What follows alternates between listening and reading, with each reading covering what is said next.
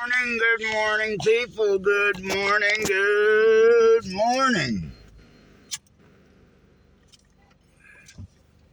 We are ADD. We are ADD. So where we left off last time.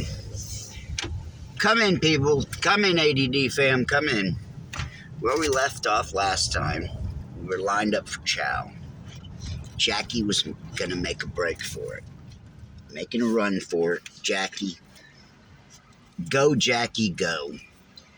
There was Jackie and the guy Sean Coker. Sean Coker was literally Sean the Coker, cokehead. He was the guy that was selling cocaine to a Atlanta Falcons player, and Sean had the biggest the biggest lips that any white man ever in my entire life. No offense, nothing racist. He had a black man's lips. White dude, and he had enormous lips. So he was Sean the Coker, cokehead Coker. That's how I can remember his name. Oops, the wrong thing.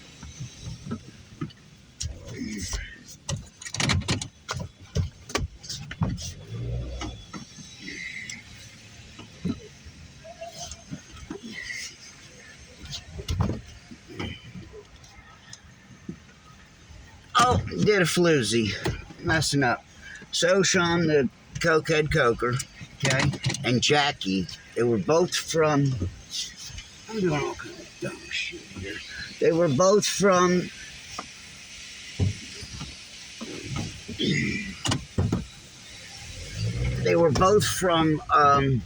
Stockbridge, Georgia, okay? Going against traffic. Stupid as all could help. So they were both from Stockbridge, Georgia. Both redneck guys. Both had short hair on top, long in the back. They were friends before this place. They were friends on the street. As I discussed, Jackie escaped from this place several times. And Jackie was he was in this place for 2+ years, okay? Imagine that. Literally, he had like the longest yard running for people that had been in there. Been in there over 2 years in this place. When you get in trouble, when you run, escape, it comes, as I discussed, you're on a merit system. You have to graduate in levels before you can do anything. Use the phone, piss, walk backwards, give people a middle finger, literally everything. I'm just kidding. You got to work your way up the merit system, and every time he would escape, he'd come back and he'd start back over from zero and have to work his way up. Literally, from being able to go home, weekend passes, you could get a 6 or an 8 pass. I only went home, I think, once the whole time I was there, and it was towards the end. Literally had to work your way all the way up to go home, to use the phone, everything. Simplest type of things you could think in life. You had to, like I said, you had to work your way up this merit system. So it's morning. It's time. It's lined up for chow. This is it. This is the day he's making the break. Things are all in place. There's a few of us that know what's going on and going to try to run shade, right? And run the fade. Make a distraction so you can go. So as soon as you leave, they call Dr. Strong the second you make a break for it. They call Dr. Strong, and this big ass black dude comes chasing across. I see him the whole time in there. People are trying to escape all the time. It's constantly Dr. Strong and running across the yard. And I'll go by there and I'll show you a picture one time. I'll show you a video of the place. It's still the same. It's not Bronner anymore, but it's got the same. It's the exact same buildings. See what I'm saying? where you line up, go to Chow. That's still standing. It's a round building, and then there's main building, and the main building looks like, I don't know, like an old time, like an old timey house. Big, what do they call that? Not cathedral, but whatever they call that, old timey homes. Big, large, huge building, and there's a trail, like a concrete pad from there to Chow Hall, okay? And then there's the grass right to the, straight ahead, whatever. I'll show y'all a picture. I drive by there sometimes. It's not that far from me. So anyways, you got to make it across that whole field before you're free, okay? That field is 50 yards, give or take. Not a football field's length, but probably half a football field. You literally got to haul ass, and you got to haul ass to get out of there without this dude and other people, orderlies, I guess what you call them, orderlies too. They'll chase your ass. They all come out, and you got to foot it fast as easy. We're lined up for Chow, and this is the morning he's making the break for it. I've seen people make a break for it and fail miserably. Didn't even make it 20 yards before they were tackled. And once you make a break for it, if whatever level you're on, you come down too. See what I'm saying? Anything you do, you got to work your way up continually. You could stay stagnant if you don't work the program, as they say. If you're not addressing your feelings and this and that, you'll stay stagnant. You've got to come out with it to work your way up the system, to get you the phone, all kind of different things. We'd watch a movie on Friday and Saturday night. You had to have, done right all week long, and you'd get like a snack, and you get to watch a movie. But not everybody in the whole place got to watch the movie. So I'm saying, so there's like one room dedicated. It's got TV in it and a wraparound couch. And, like all the people in there can fit in this room. But not everybody's going to get to go in there. So we go in there, and people be playing with themselves, or with each other. Boyfriend, girlfriend would get in there Friday, Saturday night, and bring a blanket in there. And the whore Jennifer in there was known for. Sean was her boyfriend. He'd be getting him some, doing that thing during the movies. This is the kind of stuff that went on. So, as I discussed, once you make a break for it, that's it, you're done. You start back over from scratch, right?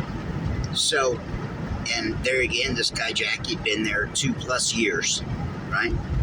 And so, I don't know if he'd been there that long, but he'd been there 2 years overall. So I don't know how or what the situation. I don't remember all the tidbits. Like I said, he was in there over 2 years, and Sean was his buddy. They were two guys with long hair in the back, short on top. We'd work out together, me and Sean. And so you had to haul ass to make it off this camp.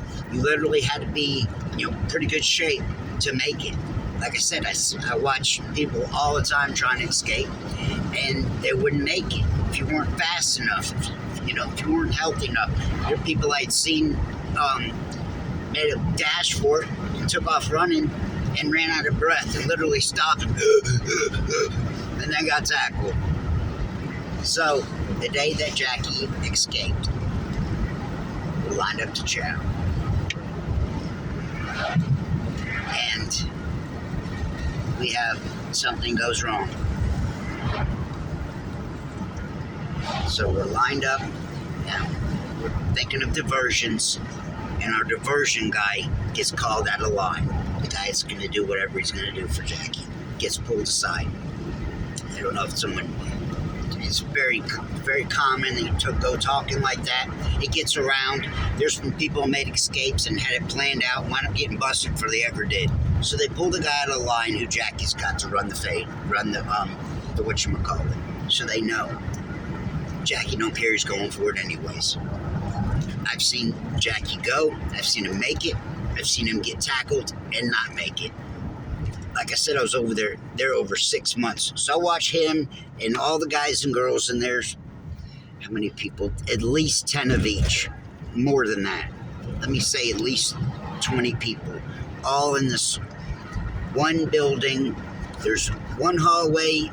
When you first come in the place, that first hallway all the way to the main desk is girl dorms. And there's rooms to each side. And one room is a playroom where we do group and we do where we can play foosball.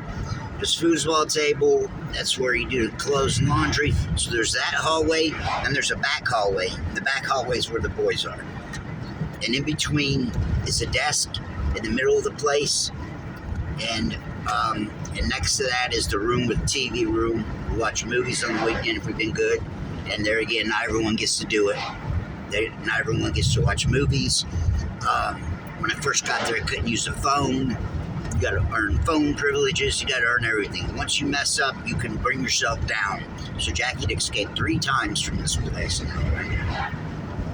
2 times. One time he made it. One time he didn't. There was a lot of other people that went for it and never made it. Made a dash for it, and they got tackled if they ever made it to the street. Once you made the street, you're home free. See what I'm saying? But you have to make it to the street. Once you get to the street, they don't chase anymore. They just pick up the phone, they call police. Police come after you.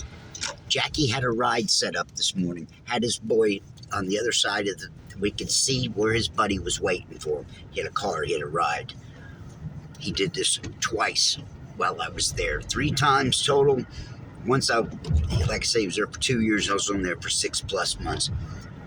2 times, guys, he's got a ride out there. One of the times he makes it, one of the times he don't. It's up to you to decide, did he make it this morning or did he not make it? It's 2 different stories. And I'm going to leave it another cliffhanger. You have to wait for part 3 to find out what happened. Which was the time he made it, which time he didn't. He went for it 3 times. He made it twice. There was a time he went for it, and maybe it was 2. Was it 2 times? He went for it several times. I'm foggy as that. What I know 100% sure is that he attempted 2 times. His buddy was out there's ride.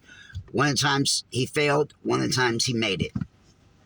Got to witness both of them around breakfast time. You decide which. We'll find out on the next one.